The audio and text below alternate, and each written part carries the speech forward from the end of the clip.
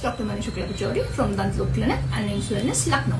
हम लोगों ने कॉमनली देखा या सुना होगा कि जो लोग तम्बाकू या उसके प्रोडक्ट्स का लॉन्ग टर्म यूज करते हैं उन्हें मुंह में बर्निंग सेंसेशन होती है और उनका मुंह कम खुलता है। अब हमारी नॉर्मल माउथ ओपनिंग होती है 40 to 60 mm, पर इन केसेस में ये माउथ ओपनिंग कम होने लगती है।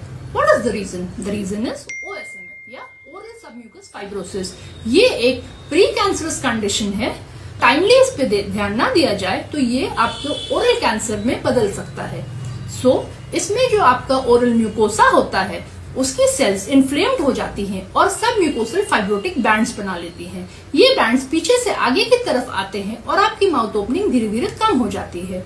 और जब ये माउथ ओपनिंग 2 सेंटीमीटर से कम हो जाती है तो ये डिजीज अपने इरिवर्सिबल स्टेज पे पहुंच जाती है।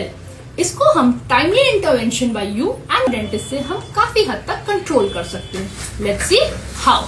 सबसे पहले आपको अपनी तम्बाकू को छोड़ना पड़ेगा। सेकेंडली डाइटरी मॉडिफिकेशन करने पड़ेंगे, मतलब आपको डाइट लेनी है जो कि रिच हो vitamin like A, B complex, C and E, minerals like iron, calcium, zinc, magnesium and so on, और एंटीऑक्सीडेंट्स।